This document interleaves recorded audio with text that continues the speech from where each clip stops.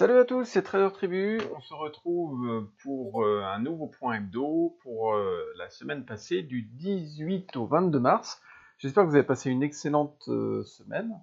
Euh, pour moi, elle a été très très bonne au début, comme pour beaucoup, j'imagine, avec une super performance de portefeuille jusqu'à hier. Malheureusement, aujourd'hui, ça a été une journée rouge vif pour le portefeuille. J'ai quelques positions qui ont sauté, j'ai la plupart de mes actions qui ont perdu entre 8-9%. Ce qui a mangé toute la performance par rapport à la semaine dernière. Donc, comme vous pouvez le voir, du coup, la performance sur les positions clôturées, on est maintenant à moins 5% depuis début janvier. Performance du portefeuille en cours à plus 3,92. On était presque à 5 hier soir. Donc du coup la performance de la semaine sur les positions clôturées à moins 1,34%. Donc comme d'habitude, on va faire un petit point sur les indices, Bitcoin, voir le portefeuille avec les entrées et les sorties. Donc c'est parti. Alors c'est parti, on commence par les indices. On va commencer par le CAC 40. Alors, sur le CAC, on se met en mensuel comme d'habitude. Alors, vous voyez qu'en mensuel, pas de gros changements. Donc, on a toujours, vous vous souvenez, ce gros support oblique. Là, on vient de clôturer juste sur la moyenne mobile, donc à 20 mois. Après, on a un beau doji qui apparaît pour l'instant sur ce mois-ci, mais bon, le mois n'est pas encore terminé. Euh, Si on redescend en hebdo, écoutez, ça y est, on a enfin notre signal baissier. On l'attendait depuis un moment, depuis le 31 décembre. Vous voyez qu'on évoluait sur ce support oblique qui était énorme, puisque on est monté en ligne droite donc depuis le 24 décembre jusqu'à la semaine dernière. Et enfin, cette semaine, on a buté sur la bande de Bollinger supérieure pour se retrouver donc en clôture en dessous de cette fameuse oblique. Et si on passe en journalier, alors qu'est-ce que ça donne en journalier? Donc on voit toujours ce fameux support ici. On avait fait un breakout pourtant juste sur ces niveaux-là avec un T1, un T2 et un T3, donc c'est-à-dire qu'on a clôturé en dehors des bandes de Bollinger, euh, avec en plus du volume. Et derrière, on a eu effectivement aujourd'hui une très grosse bougie verte, verte rouge, excusez-moi, donc moins 2,03%. Ça faisait longtemps qu'on n'avait pas vu des bougies comme ça. On en avait eu une ici le 7 février à moins 1,84. Et derrière, on a transpercé la moyenne mobile donc à 20 jours. Donc maintenant, le prochain support très probable, ça va être la moyenne mobile à 200 jours qui est aux alentours des 5000, que je me positionne dessus, 5180. Donc il est très fort probable qu'on aille toucher cette moyenne mobile donc à 200 jours, 200 séances. Et là, on a ensuite les gros supports, mais qui sont du coup beaucoup plus loin. Donc ça va être la première étape de consolidation, puisque de toute façon, il faut bien consolider après une hausse si énorme qu'on a eu que nous avons eu depuis 2 mois et demi. Donc voilà pour le CAC 40. Pour le Dow Jones, alors il vient juste de passer en données de fin de journée, puisqu'on est vendredi, il est 21h15. Donc si on passe en mensuel, rien de spécial, on est toujours dans le fameux canal, rien de particulier. Et si on se place donc en hebdo, ici on a effectivement notre bougie rouge, puisque les marchés américains ont aussi souffert. Bon, après, c'est quand même relativement sain, parce que c'est la montée qui n'était pas saine en elle-même, puisqu'elle a été, on est monté en ligne droite pendant 2 mois. Donc là, maintenant, effectivement, c'est normal que l'on ait une consolidation. Ce qui va être intéressant de voir après, c'est si on va aller chercher les plus hauts qui datent de fin d'année dernière, du mois d'octobre, ou si on va de nouveau tester le bas du canal rapidement. Donc là, on est pour l'instant en consolidation et on attend de voir ce qui va se passer dans les prochaines semaines. Donc ça, c'est en hebdo, et si on descend en journalier, donc en journalier, rien de spécial. Là, on évolue sur ces niveaux-là. On risque d'aller chercher assez rapidement, là aussi, la moyenne mobile, donc à 20 jours, qui se trouve aux alentours des 25 180 points sur le Dow Jones.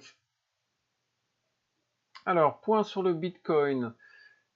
Si on se place donc en mensuel, on avait dit la dernière fois qu'on évoluait toujours dans ce canal assez serré. Là, on est sur le haut du canal.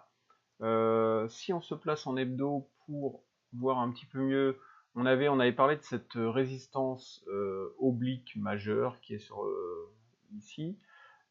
Et ce qui est intéressant, c'est on finit sur la résistance. Donc là, effectivement, soit on passe cette résistance avec du volume, et là, dans ces cas-là, on fera face à cette autre résistance horizontale qui est aux alentours des 4580 euros, où on va repartir à la baisse pour aller toucher le bas du canal vraisemblablement, où se trouve la moyenne mobile, donc à 200 semaines.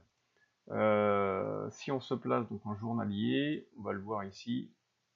Donc là, on voit que on touche vraiment cette résistance oblique.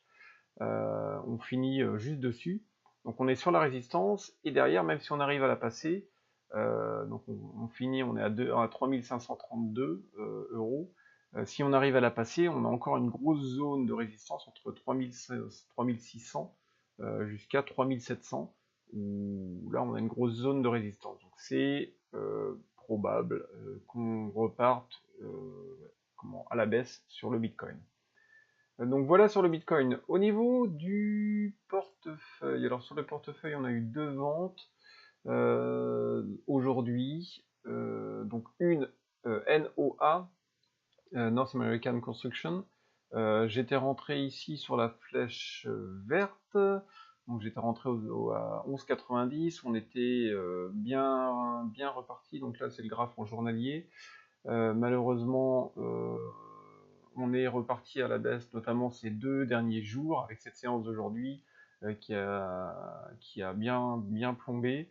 Donc là, j'ai vendu presque à l'équilibre, donc à 11, un peu plus de 11,70. Donc là, toute petite perte là-dessus, puisque bon, ça c'était prévu, j'avais mis mon stop ici, et je me suis fait toucher mon stop. Et le deuxième stop où j'ai été touché, c'est sur Chronos Group, CRON. Celui-ci, j'avais pris une position ici sur seuil. Malheureusement, le breakout n'avait pas été validé, et on est reparti à la baisse. Sinon, portefeuille en cours. Alors, Portifaris, donc j'ai toujours, vous voyez que là j'ai 1, 2, 3, 4, 5 actions entre moins 4 et moins 7%, donc j'ai pris cher aujourd'hui. Sur la première ESNT, donc là j'avais pris position après cette belle tasse avec une anse, pris position ici sur ces niveaux-là. On avait eu un beau breakout, malheureusement on est reparti à la baisse. J'ai mon stop qui est ici à 43,20, qui n'a pas été touché puisqu'on finit à 43,83. Lundi, si ça continue comme ça, c'est probable que je me le fasse toucher, puisqu'en plus on clôture en dessous la moyenne mobile à 20 séances, donc pas de très bon augure. Ensuite, APPS, Digital Turbine, donc là on est sur une belle action on a une belle hausse, on a beaucoup de volume. Ici j'ai pris position donc ce lundi. donc en fin de journée, juste sur le breakout. Après, on a eu une très très belle hausse le lendemain. Et derrière, bon, là on consolide, on est encore assez loin du break-even. Donc tout va bien sur celle-ci, on consolide gentiment. Aurora Cannabis ACB, là c'est pareil. On avait ici une belle tasse avec une anse. J'ai pris juste ici à ce niveau-là, au niveau du breakout, le petit point vert. Derrière, on s'est bien envolé, on est reparti à la baisse, on est en train de consolider. Là, c'est pareil, j'ai mon stop qui est aujourd'hui un petit peu plus bas que le break-even. On va voir comment le marché va se comporter à partir de lundi. Exo, donc HEXO, donc pareil, tasse avec une anse, avec du volume. On a eu un beau breakout, on est bien parti à la hausse. Malheureusement, on est en train de consolider. Là, j'ai mon stop qui est resté vraiment très bas. On va attendre parce que si le marché continue à être comme ça, je remonterai le stop pour limiter la perte. Et sinon, CZZ, pareil, on avait ici une très belle tasse, une très grande tasse, avec un breakout qui s'est réalisé ici. On est parti à la hausse, on a fait un pullback, et on clôture juste au-dessus du break-even. Donc à surveiller si effectivement, à partir de la semaine prochaine, on repasse dessous ou pas. On a les résultats qui sont au mois de mai, donc ils sont encore assez loin. Si on prend maintenant mon portefeuille, ce que j'appelle le portefeuille bonus, donc c'est-à-dire que de toute façon, quoi qu'il arrive, je n'aurai pas de perte sur ces lignes-là. J'ai la première ligne VCYT qui s'est très très bien comportée cette semaine. Là par contre, il y a vraiment eu beaucoup de gains puisque j'ai pris une ligne à 13 le 1er novembre. Ça avait végété, ensuite on était bien parti. Derrière, j'ai pris position ici à 21, donc une deuxième ligne pour pyramider. J'avais pris position le 26 février, depuis on était redescendu, on avait consolidé pour repartir à la hausse. Donc si vous voyez, j'ai pris position donc à 13 piles. Donc depuis le 1er novembre, je suis à plus 91% sur cette action. Donc ceci, elle a plutôt très bien fonctionné. Vous voyez que ici on a du volume et on a une très très belle envolée du cours. ENPH, alors en phase, là c'est pareil, on avait une très très belle figure, une belle tasse avec une anse. J'avais pris le breakout ici à 7,60. On est aujourd'hui à 9,19, donc on est en train de consolider. J'ai remonté mon stop. Vous voyez qu'ici on a fait un plus haut, on est redescendu. On a refait un plus haut ici et on est redescendu sur ces niveaux, donc on se place juste en dessous pour le stop et je le change une fois par semaine. Donc là voilà pour cette semaine. Il sera aux alentours des 8,67, ce qui me fera déjà un très beau gain par rapport aux 7,60. Interparfum, ITP, donc sur Euronext, là on avait aussi une belle tasse, on avait fait un breakout, on était bien parti. Malheureusement on reconsolide derrière, on clôture juste au-dessus de mon stop qui est ici matérialisé en rouge pointillé. Donc bon, là rien de spécial, on attend de voir comment ça va se passer pour la semaine prochaine. Et enfin RIBT, celle-ci c'est pareil, une tasse, même figure, ici avec une grande anse. J'avais pris position ici sur la ligne bleue. On est bien parti très vite et derrière on est en train de reconsolider par rapport au marché actuel. Donc voilà sur le portefeuille en cours, les entrées et les sorties. Maintenant je vais vous montrer, alors j'ai pas encore tout regardé, là j'ai juste mes ordres en cours, enfin mon portefeuille en cours que je surveille.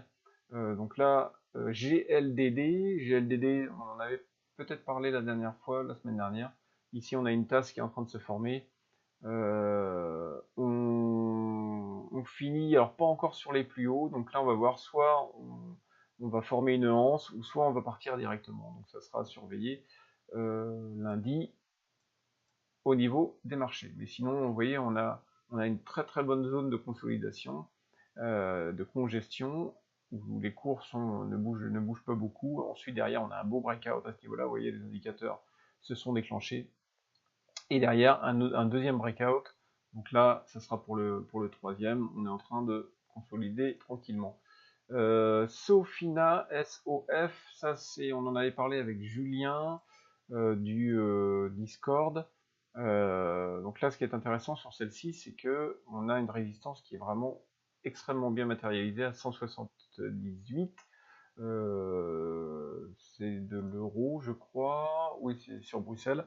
Donc 178 euros. Où là, vous voyez qu'on est venu toucher à plusieurs reprises. Donc une fois, deux fois, trois fois, quatre fois, 5 fois, 6 fois, 7 fois et 8 fois. Donc on n'arrive pas à passer. Donc là, ça peut être intéressant de mettre un seuil, un ordre à seuil de déclenchement sur ces niveaux-là, sur les niveaux de 179. Puisque ça peut, si ça part à la hausse en breakout, on partira sur un nouveau cycle haussier. RCM, donc RCM pareil, on a une belle tasse qui est en train de se former avec une anse, et donc on clôture près de la ligne de résistance. Donc pareil à surveiller la semaine prochaine, on va être assez mûr ici pour un breakout. HEI, c'est pareil. Ici, on a une belle tasse avec une anse qui est en cours de formation, donc à surveiller. HBM, même figure. Et ensuite, on a en plus les résultats qui arrivent bientôt. LSCC, alors LSCC, on commence juste ici la formation avec les bols qui se resserrent. On est venu toucher la résistance plusieurs fois. Mais bon, l'idéal, c'est vraiment qu'elle soit touchée beaucoup de fois pour avoir un breakout de qualité. NOA, alors celle-ci, c'est celle dont j'en ai parlé au début où je me suis fait sortir, j'étais en position sur cette action. Donc là, on va attendre parce que même si je suis sorti sur stop, on a quand même une figure de bonne qualité, donc à surveiller pour la suite. INSG, donc là c'est pareil, on a ici une tasse. Bon, la hanse, elle a l'air de se transformer plutôt en tasse, donc là on va attendre, voir ce qui va se passer. Mais rien de spécial pour le moment. NSSC, donc Napco Security, celle-ci, on a du volume, on est dans une dynamique haussière, et on a une belle résistance, mais bon, la bougie rouge là d'aujourd'hui fait que on va pas faire un breakout de suite en tout cas. L'action APHA, AFA, celle-ci elle est pas mal, on est sur un triangle, on a du volume. Le truc c'est qu'on vient de clôturer à la baisse, donc probablement la logique voudrait qu'on reparte vraiment sur un cycle baissier en tout cas, enfin qu'on reparte à la baisse sur cette action, pas forcément un cycle baissier. Mais bon, à surveiller lundi, puisque si on repart vers le bas, je l'enlèverai donc de cette liste. PDLI, alors PDLI, rien de spécial, ici on a une tasse avec une grosse bougie rouge, donc à surveiller pour la semaine prochaine. Et enfin CDXS, où là on a une belle tasse, on avait une anse qui est en train de se former, mais bon, malheureusement on a une grosse bougie rouge ici. Donc ça sera à surveiller, mais c'est possible que la semaine prochaine on ait plein d'actions qui sortent de ces listes-là, dû à tout à ce dernier jour de cotation. Et du coup, ce qui va se passer aussi pour la semaine prochaine. Écoutez, je crois que j'ai fait le tour. N'hésitez pas à me laisser des commentaires si vous voulez qu'on parle d'actions plus particulières. En attendant, vous pouvez toujours suivre donc le groupe sur le Discord. Donc vous avez tous les liens qui sont dans la vidéo en description. Sur ce, je vous souhaite un excellent week-end et bon trade pour la semaine prochaine. Salut à très bye.